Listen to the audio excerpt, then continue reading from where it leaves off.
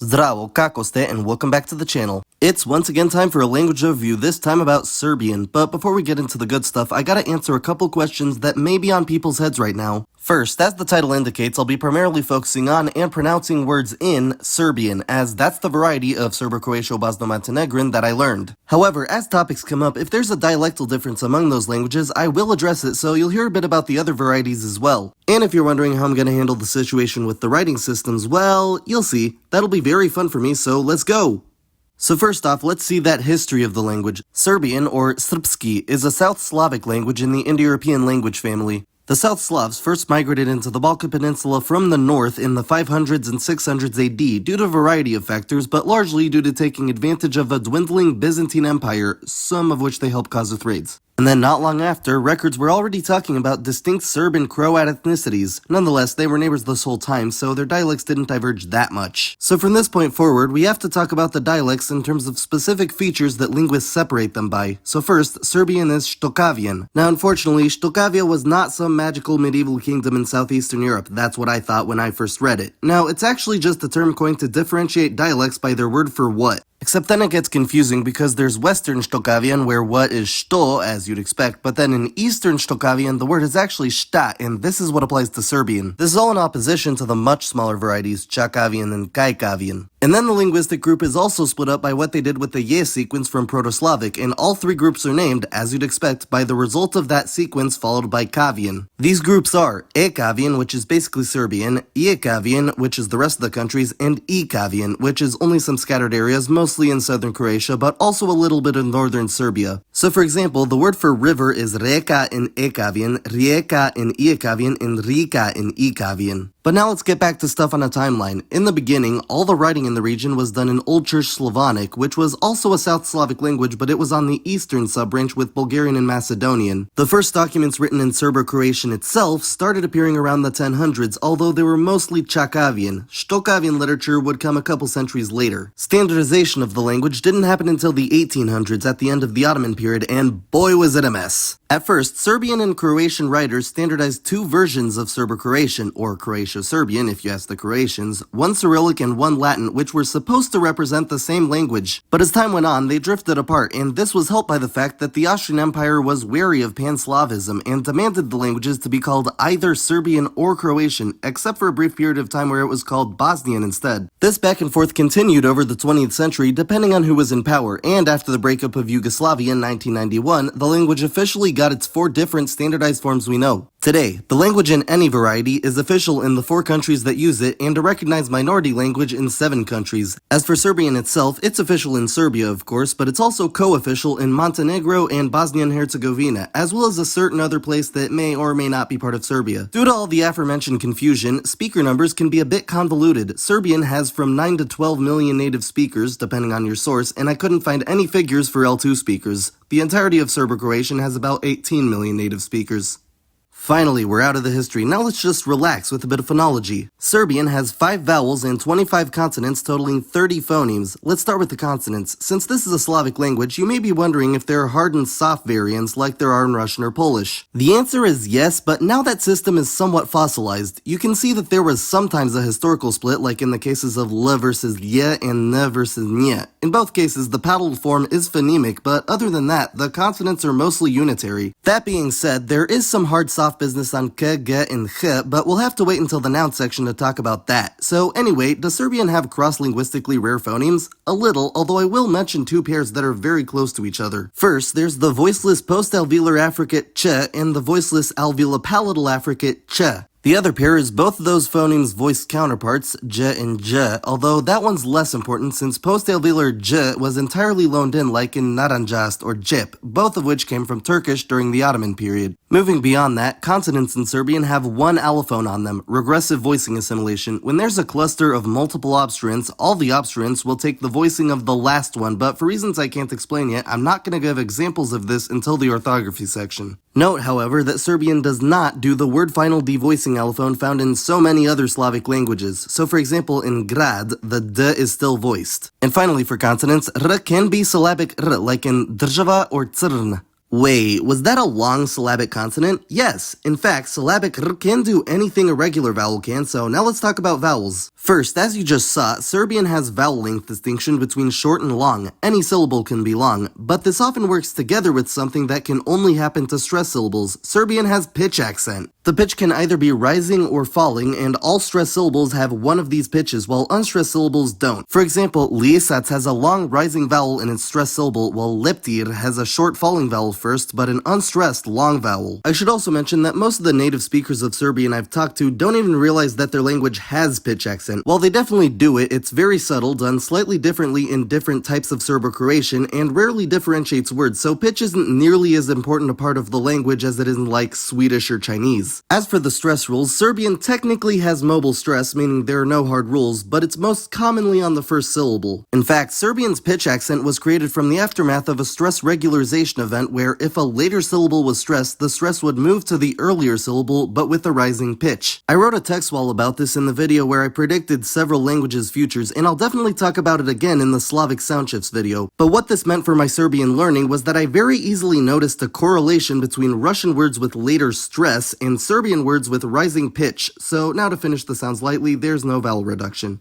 So now let's see all the ways that Serbian sounds are written in the orthography. Serbian actually has its own version of 2 different alphabets, and we'll discuss both of them. First, the Serbian Cyrillic alphabet has 30 letters with 5 vowels and 25 consonants, exactly like the phoneme count. I love it when alphabets do that. On the other hand, the Serbian Latin alphabet, more accurately called Guy's Latin alphabet, uses just 27 letters with 5 vowels and 22 consonants, as 3 of the consonant phonemes are represented with digraphs y, ny, and j. Nonetheless, this means both alphabets can convert directly into each other with no problem and are very easy to use. Except for what I'm about to tell y'all. Stress, length, and pitch accent are not represented in the orthography. Therefore, when you're learning it, you'll probably end up using what I call the training wheel diacritics. They were actually originally designed for transcribing Proto-Slavic, but they work for Serbian too, and they indicate both the length and the pitch of the vowel, and also collaterally, the stress. It uses a double grav for short falling, a single grav for short rising, an inverted breve for long falling, and an acute for long rising, while the macron indicates a long vowel in an unstressed syllable. All of these symbols can be used in both scripts, but outside of that, in the Latin alphabet specifically, you'll find the acute or acutan and the karen or kvačica, but they just form new consonants. Other than that, there's not much to say about Serbian writing. But there is one very interesting thing. Remember in the phonology section when I said I couldn't give examples of regressive voicing assimilation yet? That's because Serbian writing actually reflects the allophones in this situation. If a consonant sound changes due to assimilation, the letter it's written with will also change. For example, the word for heavy or difficult in its masculine form is težak, but its neuter form is teško. The ž devoiced to sh in the written characters did the same. Another example of this could be how the country is Serbia, but the language is Srpski. And finally, for the orthography, there's capitalization for sentences and names.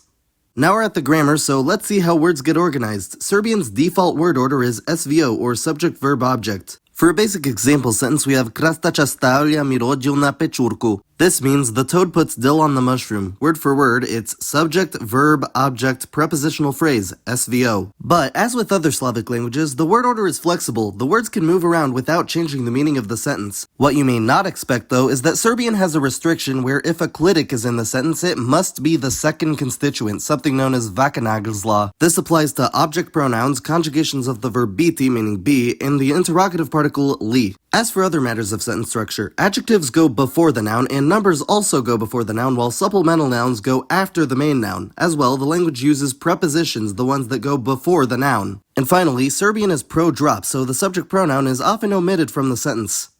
Now to spice it up a bit, let's talk about the nouns. Serbian nouns are inflected for 2 numbers, singular and plural, and divided into 3 genders, masculine, feminine, and neuter. The gender of a noun is pretty easy to figure out by looking at it. Feminine nouns end with a, like mačka or jagoda. Neuter nouns end with o or e, like zlato or proleće. And masculine nouns end with consonant, like sneg or konj. However, there are a couple problematic areas, and they both involve masculine nouns. First, the consonant rule doesn't always work, as really, the noun could be either masculine or feminine, especially if that consonant is coronal, meaning made with the tip of the tongue. For example, noć and umetnost are both feminine. Kr is also feminine. The other problem pattern is that a fair number of nouns end with o, but are masculine instead of neuter. Basically, Serbian had a sound shift where L's in coda position, at the end of a word or syllable, became rounded vowels, and if their preceding vowel was already rounded, they just merge into it. For me, this is actually pretty easy though, since Serbian was my third Slavic language and I could just use the words Russian or Polish cognate to figure out its gender. So for example, two birds, soko and orao, are both masculine because they end with an invisible ul that will reappear if a suffix is added. So to see what that looks like, let's talk about pluralization. The initial rule is that masculine nouns pluralize to e, feminine nouns to e, and neuter nouns to a. So we get konj to konji, mačka to mačke, and pravilo to pravila. One side effect of this is that when you're learning Serbian, you may get tripped up by pluralia tantum since they might resemble singular nouns of a different gender. A good example is vrata, meaning door, which you may think is feminine singular, but it's actually neuter plural. But there are more plural patterns. For one, the irregular feminine nouns ending with consonants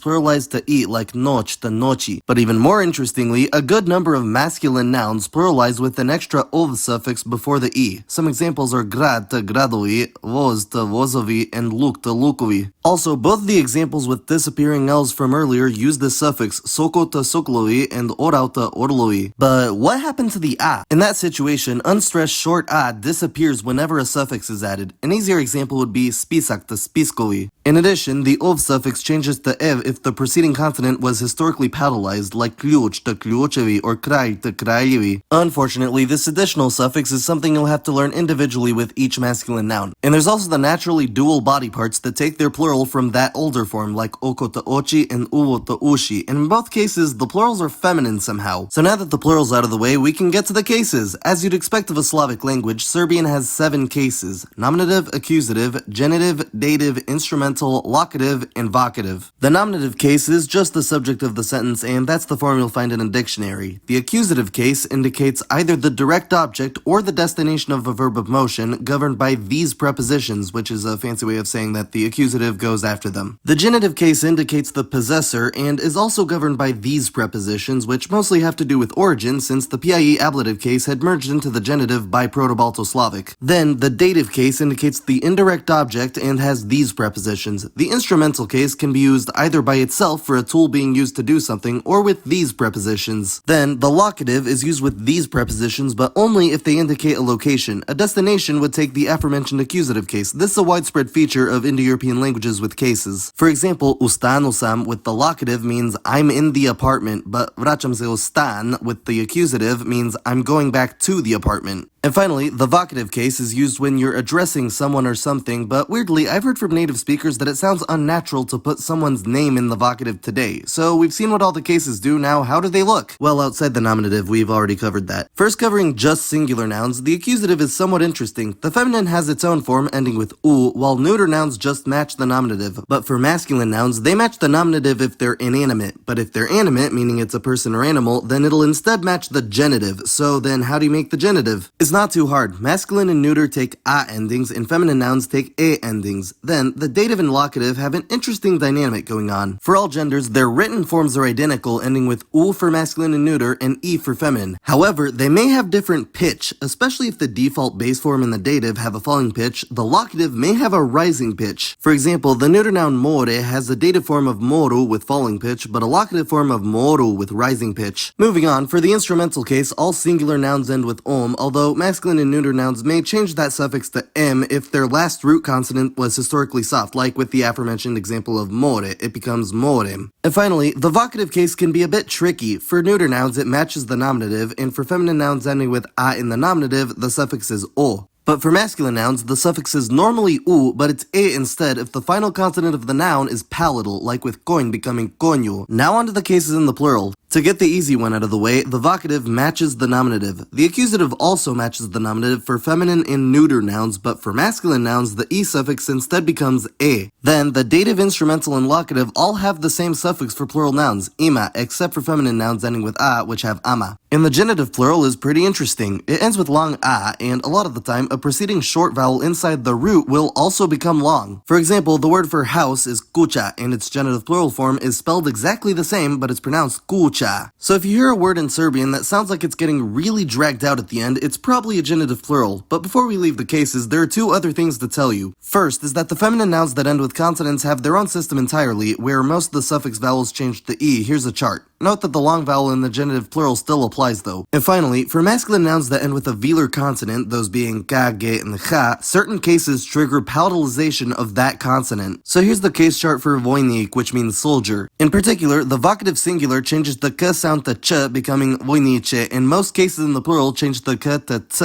like the nominative, which is vojnici. And for the other two affected sounds, g changes to respectively j and z, while ch becomes respectively sh and s.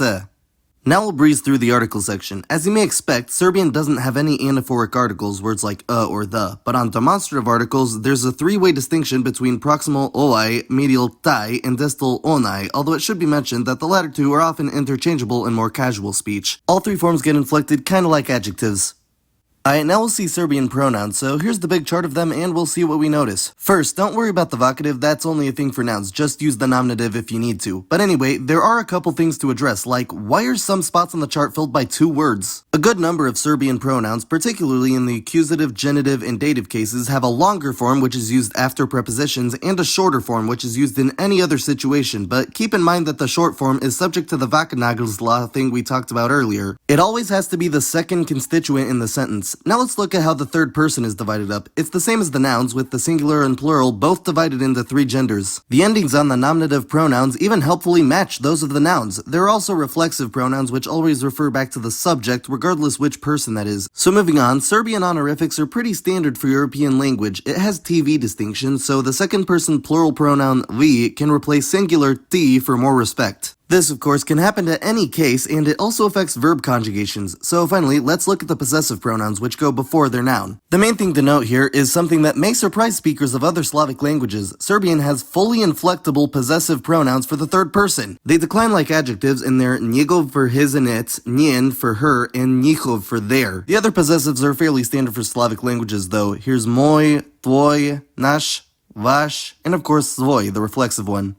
Now we've arrived at the numbers, so as usual, here's 1 through 10, except this is just how someone would count them. These numbers all have more forms. First, 1 and 2 are inflected for gender. 1, jedan, declines like a normal adjective, and it even has plural forms in case of pluralization, or to be able to say some like Spanish and Portuguese do. Meanwhile, 2, dva, only has two sets of gendered forms, dva for masculine and neuter, and dve for feminine. Numbers higher than that don't do the gender thing. And there are also cases, as you can see on these charts, but the cases also extend to 3 and 4, and they look similar to each other with endings we'll talk about more with the adjective so that it's not ridiculously complicated. As for larger numbers, the tens are formed by adding deset to the end of the number, and to make a 2-digit number, the ones place goes after the tens place. Of course, the numbers 11 through 19 look a bit different using the suffix naist instead. But aside from the numbers themselves, what they do to the nouns they modify is also a bit interesting. You see, it's not as easy as just one thing, two things. Numbers ending with 1 make their nouns singular, as you'd expect, like jedna mačka. But for nouns ending with 2, 3, or 4, they make their nouns genitive singular, like četiri mačke. But numbers ending with any other digit make their nouns genitive plural, as in osam mačaka. The system also applies to all numbers 11 through 20. Even weirder, the phrases stay like that if the noun is in a position where a case other than nominative or accusative should be used, as numbers 5 and above are indeclinable. And finally, here are the ordinal numbers 1st through 10th. As you'd expect, they're basically forms of the cardinal numbers altered to be adjectives, except first, prvi, and second, drugi, which also means other.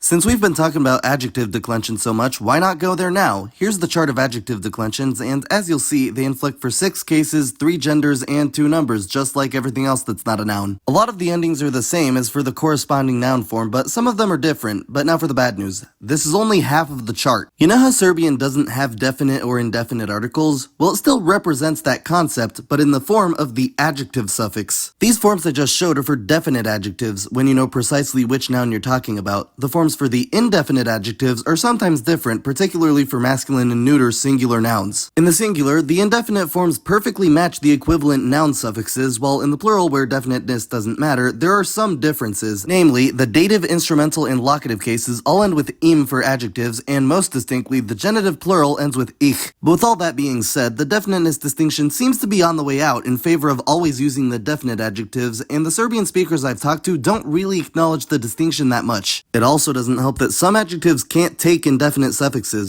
However, at least the nominative forms of these adjectives still have to be used in predicative position after the verb be.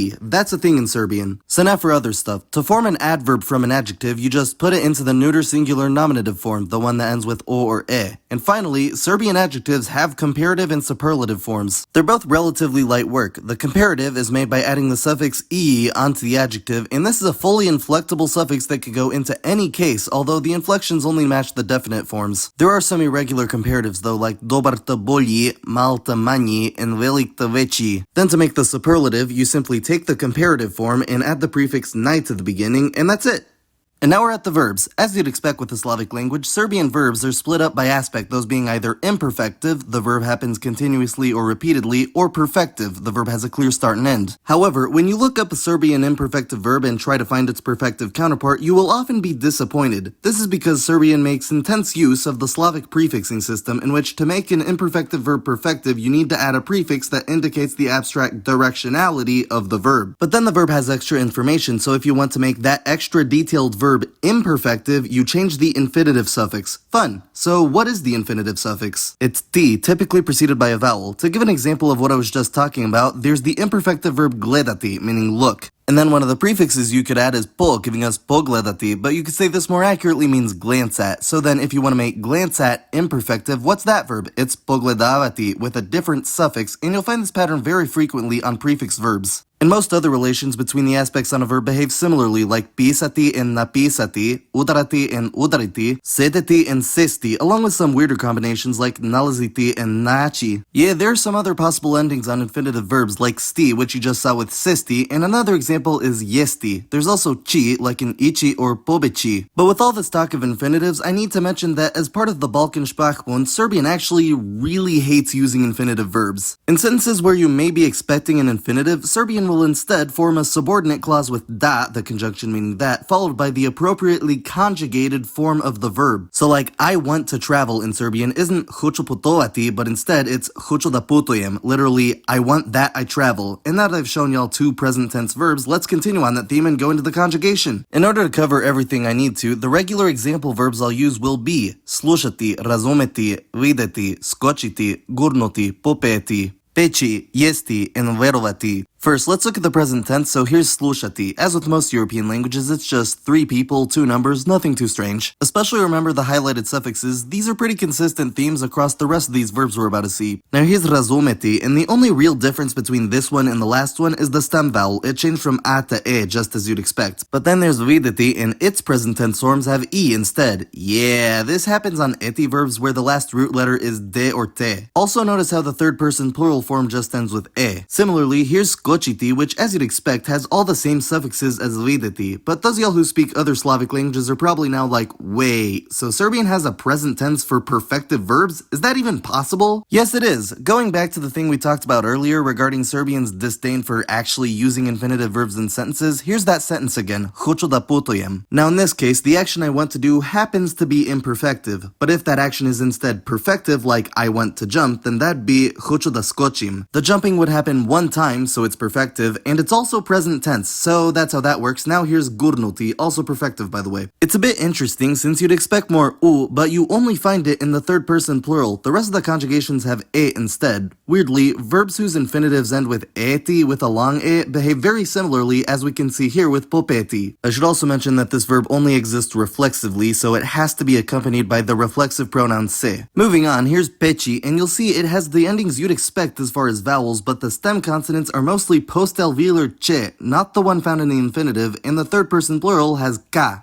Now here's yesti. It has the stem consonant of de, but you'll need to be aware that all the verbs with infinitives ending with sti have their own consonant in that position. It's not always de. And finally, verovati is super weird. Verbs ending with specifically the suffixes ovati or ivati change to uje forms in the present. So now let's look at the past. The past is composed of 2 distinct parts. First, there's the verb itself, which is put into a form with the root plus the vowel in the infinitive followed by l, and then the same vowel as you'd find on a noun corresponding to the gender and number of the subject. But for masculine singular, since there's no vowel there, the l changes to o. Here are all the forms of our example verbs in the past tense. The main things that may surprise you you are that pechi has all forms with ka, jesti has no interceding consonants, and verovati is completely normal. The second element of the past tense construction is just the present tense conjugation of biti in Serbian. It's super irregular as you'd expect. These two elements can go in either order, but the conjugation of biti is restricted to second position, so there's that limitation. Putting it together, here are some example phrases. The conditional mood, basically would, is formed similarly, but for that, the conjugation of biti used is actually the aorist, a very vague past tense that's otherwise obsolete now. Here's what those forms look like. Next up, we got the future, which is also pretty easy to form. First, you take the action verb's infinitive form and chop the e off the end. Next, you'll take the appropriately conjugated form of the verb hteti, meaning one, and chop the ho off the beginning. Then, just smash them together. Unless the verb is of the pechi variety, in which case don't combine them. Although I should mention that Croatian always keeps the parts separate in writing. It's one of the most noticeable differences between Croatian and the other varieties. The last conjugation to go over is the imperative, which of course only has three forms, second person singular and first and second person plural. All you really need to know is the singular command because the other two forms are made by adding a simple suffix, mo for the first person plural let's form and te for the second person plural. To achieve the base form of a command, simply look at the present tense third person plural conjugation. If it's the type that ends with you, then take the u off the end, so listen as a command is slušaj. But if that form ends with e or u, then change it to e, so jump as a command is skoči. And here are the rest of the example verbs. But now that we're through all the regular conjugations, I need to tell y'all about the common irregular verbs. Here's biti, meaning be, which we've already talked a bit about. The interesting part of these present tense forms is that they can be made more emphatic by adding ye to the beginning. I've never seen this in real life, but you know, small sample size. The imperative is also irregular, being budi. There's also imati, meaning have, which is mostly regular, but I'm bringing it up next to biti for one specific reason. Most of the time in Serbian, you make a verb negative by putting the particle ne before it. However, with these two verbs, you actually add ne as a prefix, and with biti, it becomes ni. So for example, I'm not is nisam, while I don't have is nemam. We've also already seen hteti when we talked about the future. It's very irregular in the present and imperative. Next up is ichi, meaning go. Its present tense forms are a little irregular, and the imperatives follow that energy, but its past tense is completely suppleted, being isha or ishla and the like. It's important to know this because this verb forms the base of many more advanced verbs as well. I'll also call out pisati while we're here because its present tense is made by changing the se to sh, like in I write pishem, while the imperative is pishi, and stuff like that may happen with verbs whose roots end with se or z. So finally, for the verbs, there are a few more derivations to talk about. First, if you take the third person plural present tense conjugation of a verb and add the suffix chi, you get the active participle, which is an adjective describing a doer of that verb. You can also form a past active participle, an adjective describing someone who did the verb, by adding the suffix vshi. But if you instead want to form a passive participle, that's a bit more challenging, so here are all their forms, and you'll see that most of these adjectives end with ne, sometimes with some palatalization on the consonant before the suffix. Except for gurnuti, which just keeps the te there. And finally, if you take this root, lengthen the vowel from the infinitive form, and add nye, that's the verbal noun.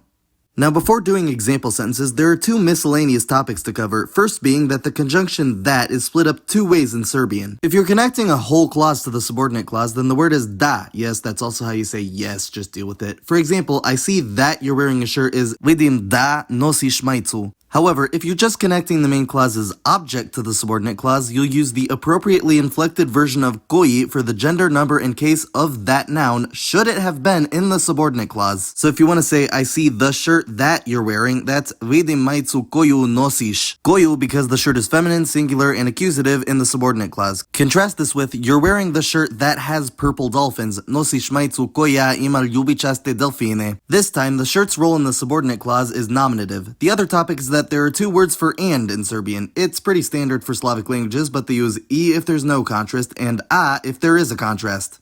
So now let's finish off with the example sentences. The first one is Čaplje će ugristi sveže voće sa snagom. This means the herons will bite the fresh fruit with power. To start, čaplje is the nominative plural of the feminine noun čaplja, meaning heron. Then we have the verb će ugristi. This is the third person plural future tense conjugation of the perfective verb ugristi, meaning bite into. Although it could also be singular, there's no difference. It's actually a divided form of ugrišće, and it's formed from the imperfective verb gristi with the prefix u, meaning in, which makes the new verb perfective. If you then wanted to say specifically bite into with an imperfective aspect, that verb would be ugrizati. So what's wrong with ugrišće? The che part is a clitic that's confined to the second position in the sentence, and as you can kinda see there, gristi is a verb from the same class as jesti with an interceding consonant of ze in the forms that require it. Moving on, we have an adjective noun phrase, sveže voće. Voće is a singular neuter noun meaning fruit as a collective, and sveže is the neuter singular form of svež, the adjective meaning fresh. This whole phrase is accusative as well, but that doesn't make a difference since it's neuter. Neither does the definiteness on the adjective. So finally, normally s is the preposition meaning with, but here it's sa to account for the awkward cluster at the beginning of snagom, and that is the singular instrumental form of snaga, a feminine noun meaning power.